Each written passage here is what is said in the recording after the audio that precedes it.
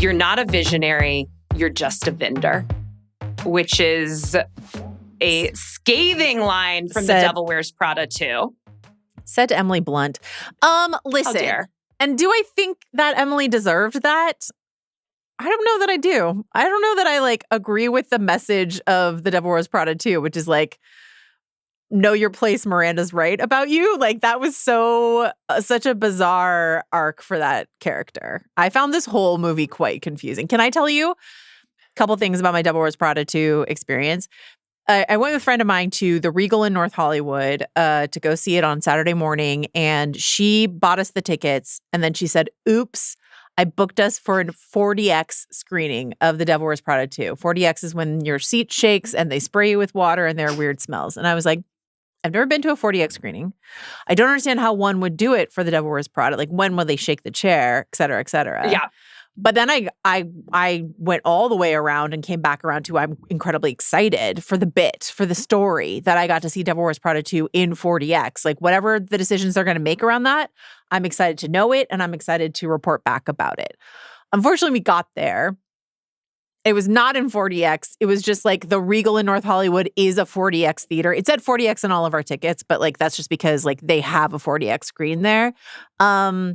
There was regular ass chairs, regular ass fucking leather recliners. And I was like, you're going to have to shake my chair during this screening because you promised me a full sensory experience. And now I'm just going to watch a rom-com. So here we go. That's so upsetting because the mind really does wander when you start to think about what the 4D experience of, that you get in Epcot's A Bug's Life ride or whatever might be. I'm assuming that Devil Wears Prada 2 could have some of the better smells of a 4DX experience. Chanel No. 5. Sure. I'm sure Miranda Priestley smells great. Fear. It's hard to think of how you could get sprayed, but it does maybe a take coffee place in your face or something you know what I mean? A thrown latte, something like that. I'm trying to think of if they had just thrown a latte in this film. I mean, it takes place in New York City where you're never not getting dripped on. Right. So True. I just think a slow, maddening drip could have worked. But we'll never know because you didn't get the experience. Just that real dank subway drip aroma. Just that moment where you're fingers crossed, hope it was an air conditioner, hope it was an air conditioner, hope it wasn't. That's not what it was. You're in Midtown. Let's pretend that was water. Let's all of us pretend it was water. Yeah. It's totally water. I saw, Joanna, as we sort of get into the plot of the movie, that your tweet review was Devil Wears Prada 2 gave me full-blown Condé Nast PTSD. The movie is lukewarm fine. The trauma is forever. Correct. I was curious what your main trauma responses to the Devil Wears Prada 2 were. Well, they filmed these movies in the Condé Nast offices. So I worked for Vanity Fair for 8 years. I did not work in the office. I would just visit New York a couple times a year. And so the experience of being in that office, which was, I love a lot of the people that I worked at Vanity Fair with, but the jockeying for status vibe that you get from Devil Wears Prada is definitely just permeates the halls and walls of that building. You can get into an elevator with Anna Wintour. That is something that can happen to you. So I would say the elevators, just the elevators gave me— It's bringing you right back. The cafeteria too. When Miranda says she didn't know the building had a cafeteria, I'm like, yeah, there's no you have to transfer elevators from one bay to another to get to the cafeteria floor. And I'm like, Miranda's never made that transfer. Miranda's never transferred elevators in the Condé Nast building in her life. She would never do that. So yeah. And that would be your only safe space to not be running in to Anna Wintour is in the cafeteria elevator. I heard traumatic stories from people who had run-ins with Anna Wintour. I talked at a party once with an editor, let's not call him out, an editor of one of the publications at Condé Nast. And he was a younger man. And he was like, I got into the Condé Nast elevator. I was hungover. I was wearing jeans. It was a Thursday. Anna Wintour got in. and I reeked of alcohol. I was about to vomit and or shit myself. Like I didn't know what to do. And she was silent the whole ride. And then right as she got off, she was like, oh, I see we're wearing casual Friday every day now, or just something like that. I was just like, that can happen. Or I was told in the Condé Nast building that they could tell who worked at the New Yorker by their shoes. As in, like, if you're wearing shabby, shitty shoes, you work at the New Yorker. And I was like, Jesus Christ. So that scathing indictment. That whole thing. Because you're busy putting out a weekly magazine. I was just like, my shoulders were just like up by my ears as I was watching that. I was just like, this is terrible. But one of the notes you have here is a thing that gave my really dear friend who was my editor at Vanity Fair, Katie Rich, some PTSD. Andy typing directly into the CMS. That was my move. And I did that every time, and it made my editor absolutely insane. She was like, this is the scariest, craziest shit that you do, Joanna, and it causes me stress every time. But it's strange behavior. It is. The only time I was ever typing directly into a CMS was when I was working at when I was freelance, like my first year of freelancing, when I was writing like 12 articles a week for Bustle in like 2016. Just curating the internet, just writing like anything I could. And there was just like not even an editing process. It was just like you were writing directly into the CMS and sending it out into the internet for like these just like very short blogs. Mm-hmm. This is what ultimately Anne Hathaway's character, who is brought back to be the features runway editor. The editor. And she, it appears, other than her pal with the baseball cap, is writing all of the features herself. Like that's what it appears is happening in the features section. Yeah, no, and because she's the features editor, when she's writing everything, she does not have an editor. Mm-hmm. My experience is that yes, editors sometimes, get back on the pen and write things. Sometimes. And then someone edits them. They can't just self-edit. There's publish. A process here. I gotta say, in the early days of my work at Vanity Fair, the VanityFair.com was like fairly new. Like when I got hired, VF was way behind a lot of the other websites. And so it was like a blog, and then they actually like hired a team, and I was on the initial team that became VanityFair.com. They had me on Sundays unsupervised for like years. So I had no editor. Joanna Robinson, unsupervised, is a podcast I'm trying to listen to. It was just me on Sundays, like blogging, picking up news and blogging about it. And then they would like maybe edit it on Monday morning when they got in. Sure. And that stuff did like insane traffic because I don't know, whatever. And then sometimes I got in trouble for something I wrote. I was like, well, maybe you want to put an editor on me or something. I don't know. You just let me loose on VF.com on Sunday without any supervision. So that was a thing that happened for a while. Anyway. Well, it's a very Andy experience. Like she, comes to like fix this backlash as the features editor at Runway. She's just firing out articles. We never see her reporting. They're, I guess, features, but she's almost never reporting for them. And they're not being passed by anyone. Like yourself, she is getting in trouble for not like writing good enough or interesting enough features that are getting traffic, but no one's overseeing. Right. She's a one-woman department. I guess that's kind of the point. I kind of understand because Miranda, like she gets hired without Miranda's knowledge. Miranda really wants her to kind of hang herself. So that kind of makes sense to me that she would just like not give her any help or supervision or like valuable feedback and then just like give her shit when things aren't going well, like because she wants her to fail. I did not love this movie for a number of reasons. There are things I liked about it. How did you feel about the first movie? I like it. It's not like one of my favorite movies ever, but I really do like it. But like the point of the first movie is like, isn't it so fun to watch Meryl Streep as Miranda be as mean as fucking possible? And the premise of this movie is Miranda is quote unquote asleep when Andy like encounters her at Runway, and she's just sort of rolled over and given up. And does she say a mean thing occasionally? Yes. But mostly the incredibly beautiful Simone Ashley is there to be like, you can't say that. But so you're missing the knives and the barbs of, and so it's only really kind of, for the most part, Emily Blunt's character, Emily, who comes and just says like mean things to Andy, off the cuff. And that stuff is really funny. And those got the biggest laugh in my theater, were like all of the Emily Blunt lines. But I just felt like the movie, by dint of its premise, was missing the really fun bite of the first movie. Does that make sense? Yeah. I mean, I enjoyed it. I would say I loved the first movie and I liked this movie just fine.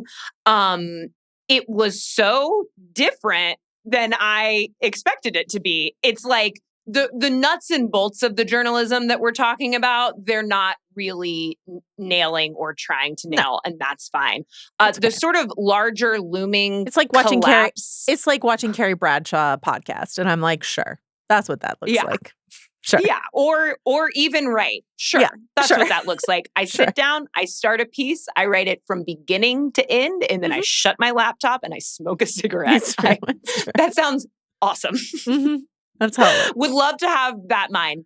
But the sort of overarching journalism themes of like the collapse and commodification of media, those are pretty dead on, and they make for a kind of strangely dark and nihilistic movie.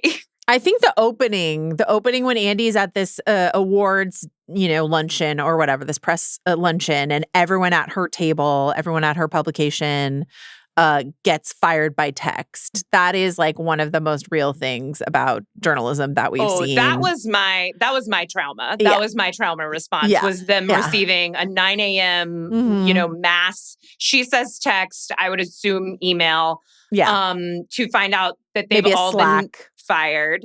I had just moments before her colleague who you mentioned, who's kind of he's wearing a New York Yankees baseball cap and kind of a schlubby blazer, and he's just accepted his award. And then right before Andy gets her award, they find out that they've all been fired. And like, I had just like in my mind been thinking the thought, take off your fucking hat. Like, come on, you can do this. You don't have to do your whole shtick the whole time.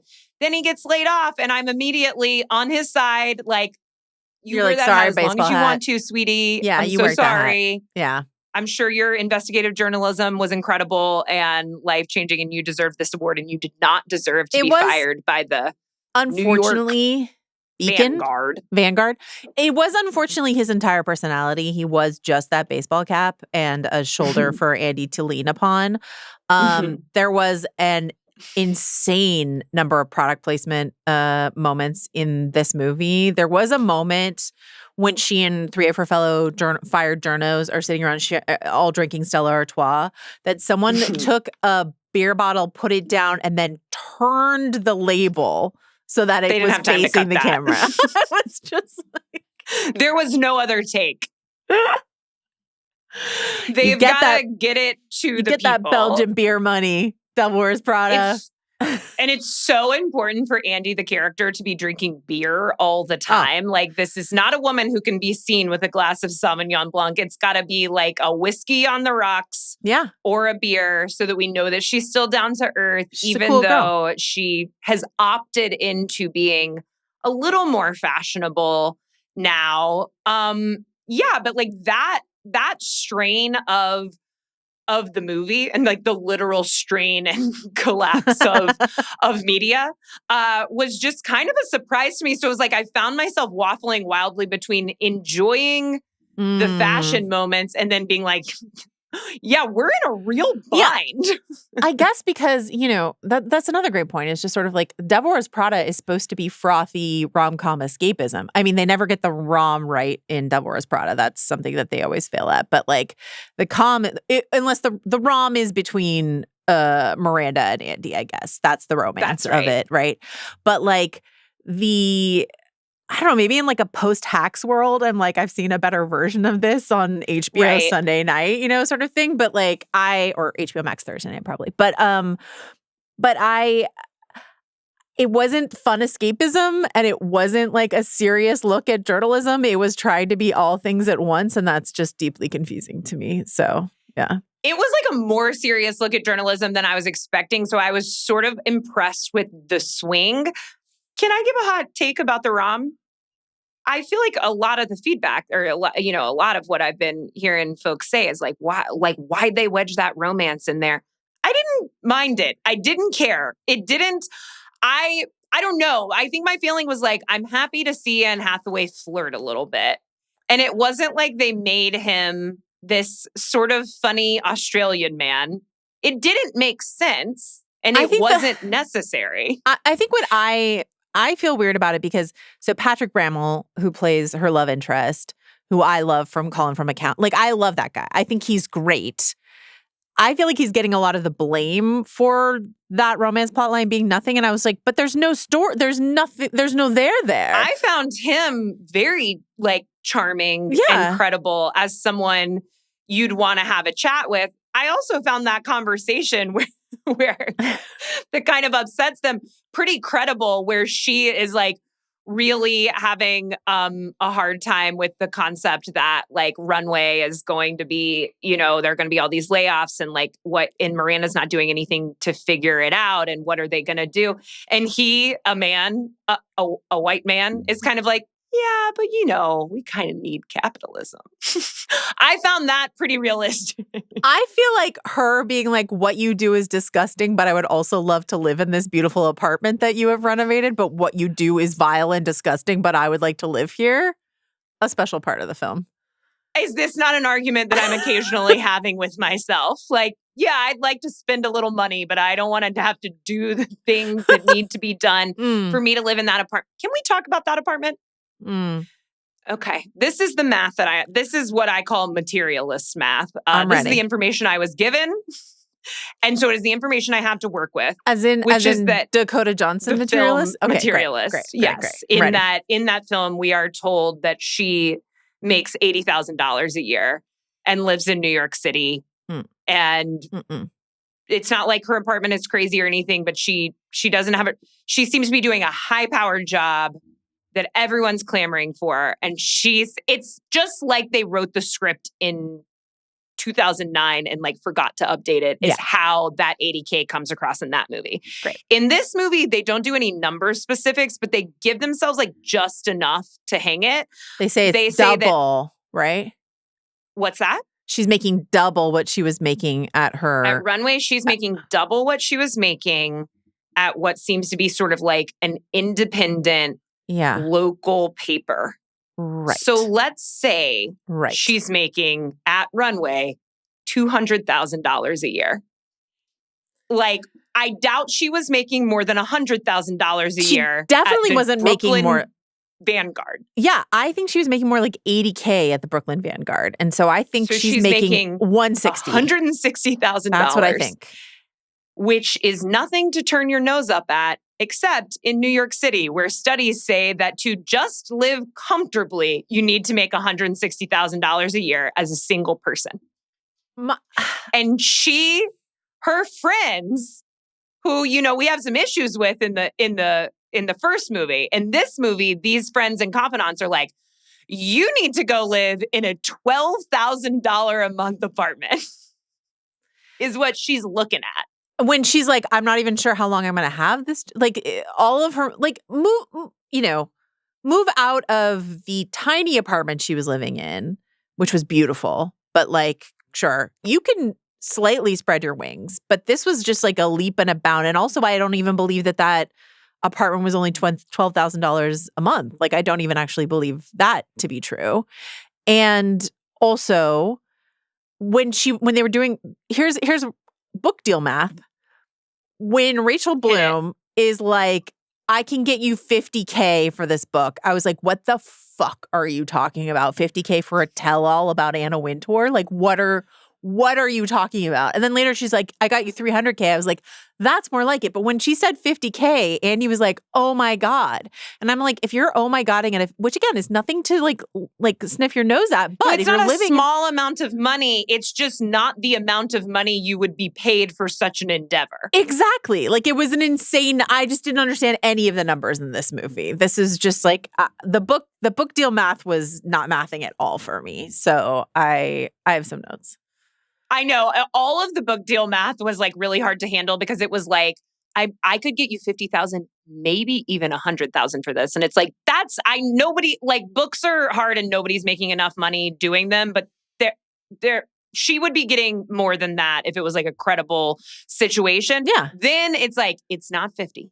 It's not 100. It's $350,000. That's a lot of money. And Andy says, no. I know. Girl. What's happening? You going to keep writing directly into the CMS forever? Like, we have to have some future trajectory that is not hung on this psychosexual relationship that you have with Miranda Priestley. Can I tell you one more thing about writing directly in the CMS? I don't know if you've experienced this, but at our CMS, all of the apostrophes and all of the quotation marks were straight, but the style guide required them to be curly for publication.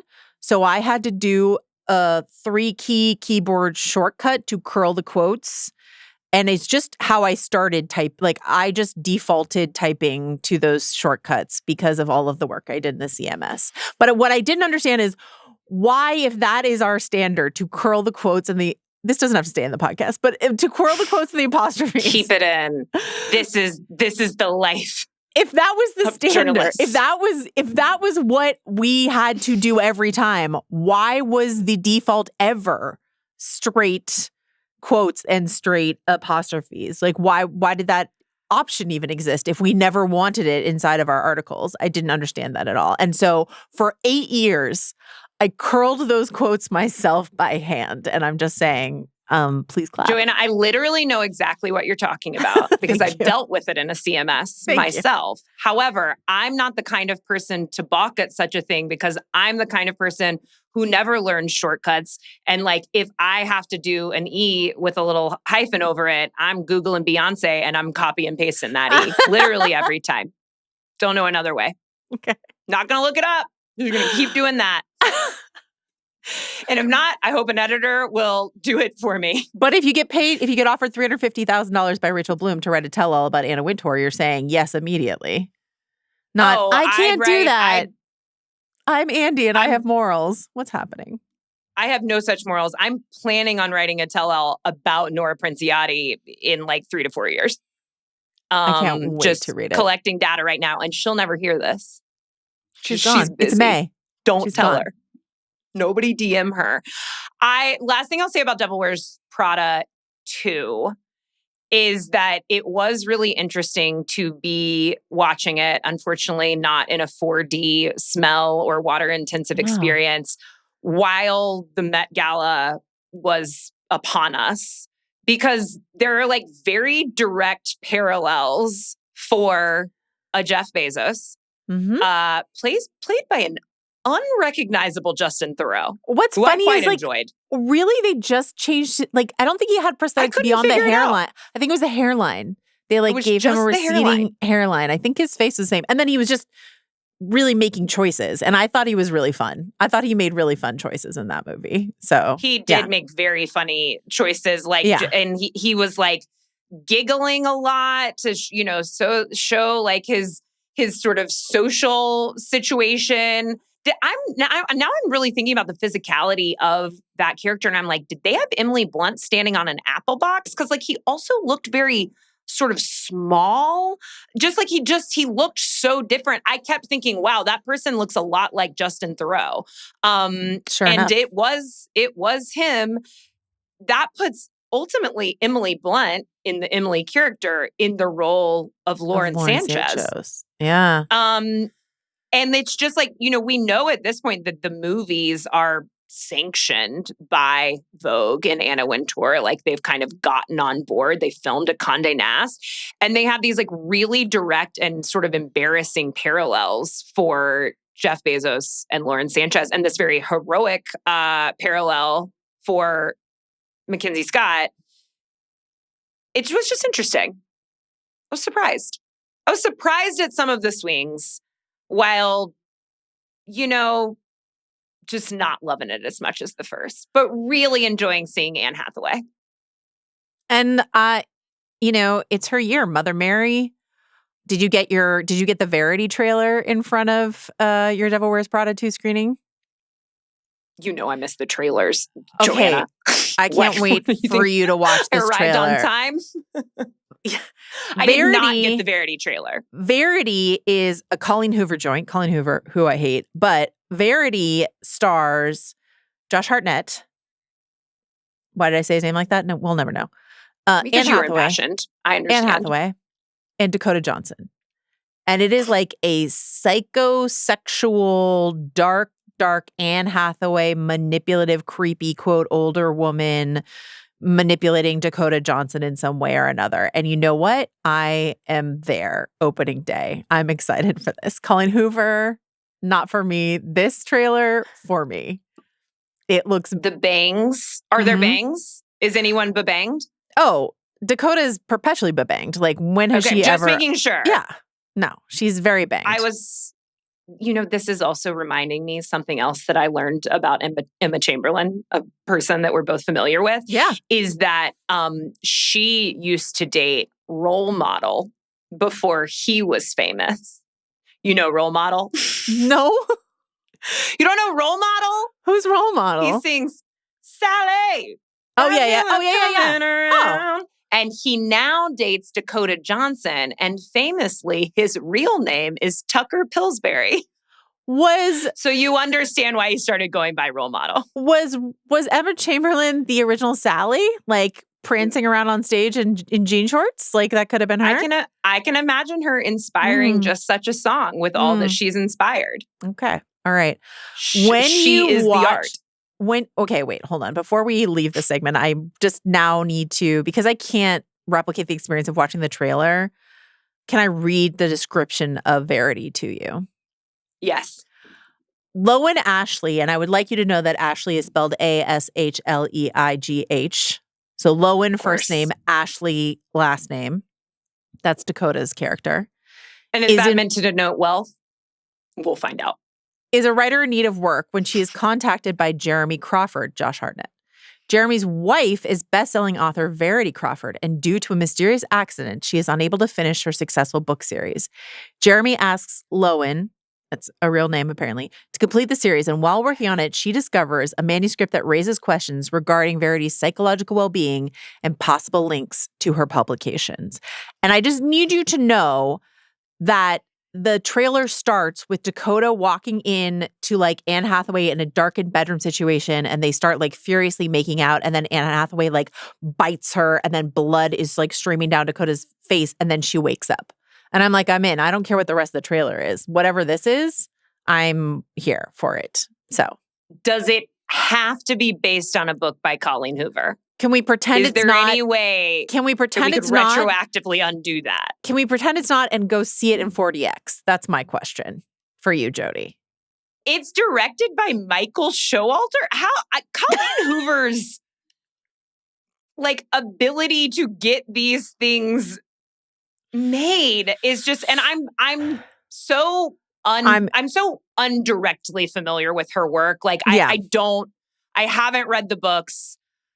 But you have read all the court documents of the Blake Lively, Justin Baldoni ongoing case that was just settled. I have seen that film where Blake Lively was named after like 17 different flowers and was a steampunk florist. And I've seen all the excerpts from that book where Colleen Hoover will not stop talking about like the strength of this like Teflon material that a table is made out of, like these strange tangents. But then I hear about this movie and I'm intrigued. A psychosexual relationship between Anne Hathaway and Dakota Johnson. That's what I'm saying. And Josh Hartnett is there. Josh Hartnett also there. Alex Cooper as herself in this movie. Produced by Anne Hathaway. I'm okay, in. Take your bets now. Which one of these characters is going on Call Her Daddy? All of them, I can only hope. I can only hope. All of them. And which one's getting the short shift and going over to the Nick Viall podcast? Wow, I have honestly never been more intrigued. I got to start getting to the movies on time. Will you have me back? It comes out on October 2nd, which is the day before my birthday. So will you have me back on for a birthday celebration that is a discussion of the film Verity? I'm trying to invent a time travel machine right now so that we can already be there. Yeah, the answer is yes. Great. Thank you.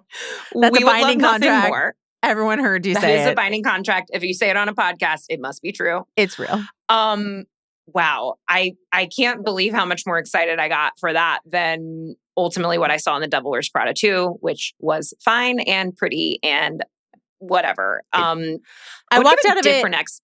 Well, just really quickly, and I ruined your beautiful transition, and I'm so sorry, but I walked out of The Devil Wears Prada 2, and my friend said, I really liked it. She liked it more than I did. That's fine.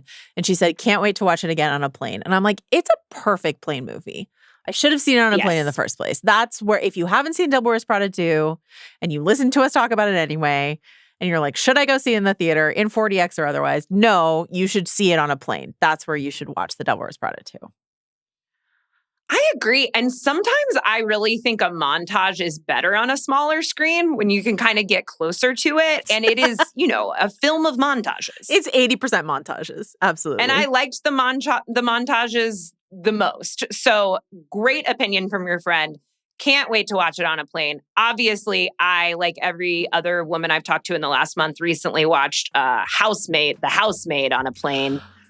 I haven't watched movie. I haven't watched it yet, but Housemaid is, I feel like, why we're getting Verity. Like, Housemaid feels like it walked so Verity could run. So I'm excited.